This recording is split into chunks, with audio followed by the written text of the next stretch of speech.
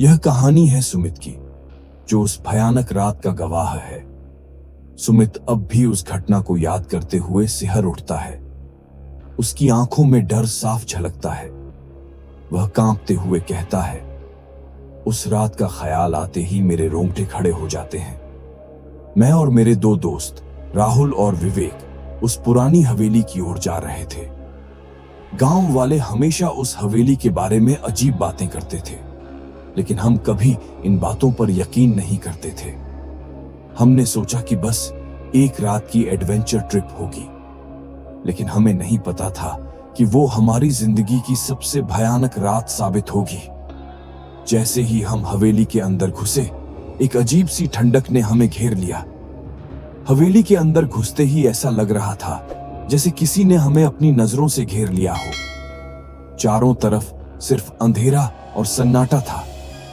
राहुल ने मजाक करते हुए कहा, यहां तो कुछ नहीं है, लोग बेवजह डरते हैं। लेकिन उसकी हंसी जल्द ही डर में बदल गई। अचानक हवेली की पुरानी घड़ी जोर से बजने लगी और एक अजीब सी आवाज गूंजने लगी, जैसे कोई हमारे बहुत करीब हो।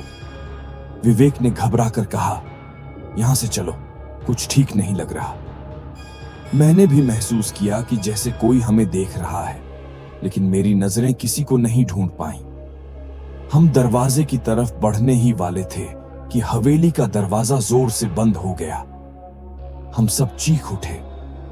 राहुल ने भागने की कोशिश की, लेकिन उसे जैसे किसी ने पकड़ लिया हो। उसकी चीखें अब भी मेरे कानों में गूंजती हैं। मैंने उसे खींचने की कोशिश की, लेकिन वह अचानक हवा में उठ गया और हवेली के अंधेरे में गायब हो गया। मैंने विवेक की ओर देखा और उसकी आंखों में सिर्फ खौफ था। हम दोनों ने दरवाजे को जोर से धक्का दिया, लेकिन वो नहीं खुला। अचानक हवेली के अंदर कुछ बहुत ठंडा महसूस हुआ, जैसे किसी ने मेरी गर्दन पर अपना हाथ रख दिया हो।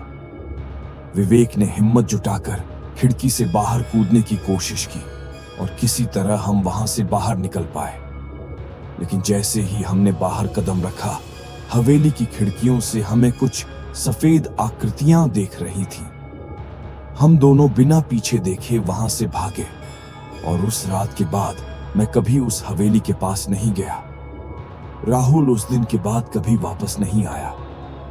गांव वाले कहते हैं कि उसकी आत्मा अब भी उस हवेली में भटकती है और जो भी अंदर जाता है उसे वो अपने साथ ले जाती है।